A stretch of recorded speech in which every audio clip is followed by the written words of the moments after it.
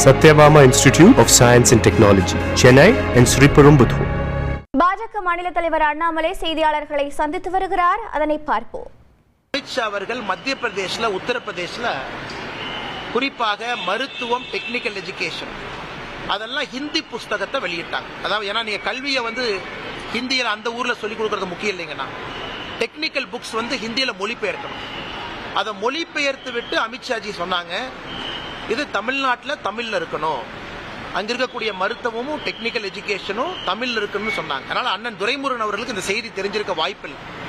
ஆனால் அண்ணன் துரைமுருகன் அவர்கள் அமித்ஷாஜி அவர்கள் இன்னொரு மாநிலத்தில் அந்த மாநிலத்தினுடைய தாய்மொழியில இதை செய்து காட்டிவிட்டு தமிழகத்தில் நம்முடைய தாய்மொழி தமிழ் மொழியில செய்யுங்கன்னு வலியுறுத்துறாங்க. அதனால அவர் எதுவுமே சொல்லாம செய்யாம இங்க சொல்லல, செய்துவிட்டு சொல்லி இருக்கின்றார்கள். இதை 2 ஆண்டுகளாக எனக்கு இவ்வளவு பேசக்கூடிய திராவிட முன்னேற்ற கழகம் இது ஏன் முடியாதுன்னு சொல்லட்டும்.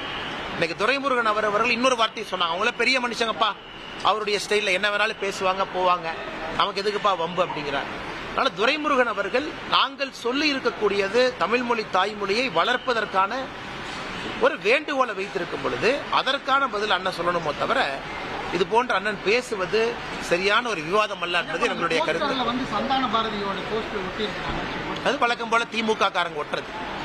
இன்னைக்கு பாரதிய ஜனதா கட்சி அந்த யாரு பேர்ல போஸ்ட் ஒட்டியிருந்தாங்களோ அவர்களே அங்கிருந்து இன்னைக்கு ஒரு பத்திரிகையாளர் சந்திப்பு நடத்தியிருக்கிறாங்க. அந்த சகோதரி அந்த பத்திரிகையாளர் சந்திப்பில் அவங்க சொல்லி இருக்கிறாங்க, எனக்கும் இந்த போஸ்டுக்கு சம்பந்தம் இல்லை.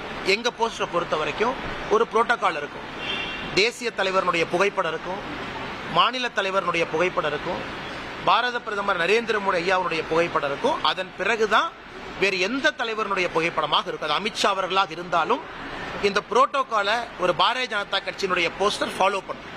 தேசிய தலைவர், மாநில தலைவர், பாரத பிரதமர் நரேந்திர மோடி அவர்கள், அதன் பிறகு வேறு எந்த தலைவராக இருந்தாலும் அப்படித்தான் அமித்ஷாஜியினுடைய போஸ்டர் எல்லா இடத்துலையும் இருக்கும்.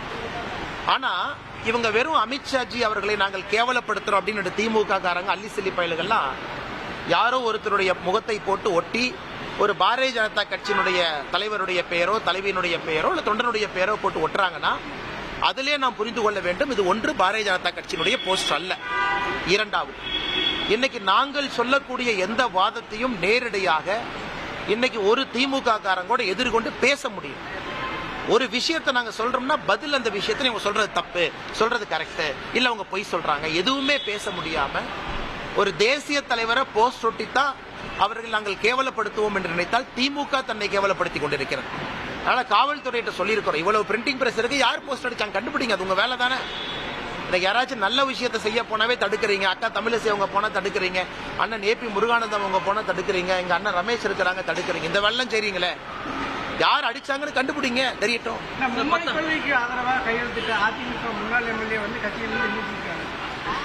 அது தமிழகத்தில் பாரதிய ஜனதா கட்சி எடுத்திருக்கக்கூடிய கையெழுத்து இயக்கத்திற்கு எந்த அளவுக்கு ஆதரவு பெருகி வருகிறது என்பதற்கு ஒரு சான்று.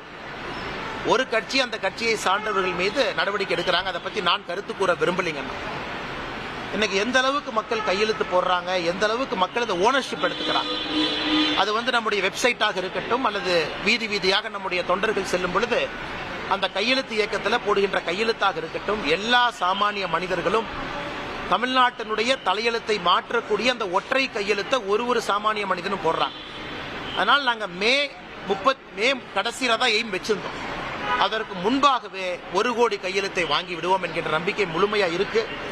அதற்கு முன்பாகவே செய்து காட்டி விடுவோம். தமிழகத்தினுடைய அரசியல் புரட்சியாக இது மாற ஆரம்பித்திருக்கிறது. வருகின்ற நாள்ல இன்னும் பல விஷயத்தை நீங்க பாப்பீங்க. 10,000 நான் பார்த்த வீடியோ, தமிழ்நாடு முழுவதுமே அரசு பள்ளியில படிக்கிற குழந்தைகள்லாம் கியூ கட்டி நிக்கிறாங்க. அப்ப எங்க இடத்துக்கு வரக்கூடாதுன்னு நான் சொல்றதா? அவங்க யூனிஃபார்மோடு கையெழுத்து போடக்கூடாது அப்படின்னு சட்டம் இருக்கா? அந்த அரசு பள்ளி மாணவ செல்வங்களுக்கு 3 மொழி படிக்க வேண்டும் என்கின்ற ஆசை இருக்கு. அவங்க நாங்க கை பிடிச்சி இழுத்து கையில பேனா கொடுத்து கையெழுத்து போடுங்க எங்க வற்புறுத்தணும்? இவர்களுக்கு பயம். அரசு பள்ளின்னு சுத்திக்கிட்டு இருந்தாங்க. நீங்க அரசு பள்ளி மாணவ செல்வங்கள் அவர்கள் தெளிவாக பேசுகின்றார்கள், எங்களுக்கு 3 மொழி வேண்டும் என்று. Satyabama Institute of Science and Technology, Chennai and Sriperumbudur.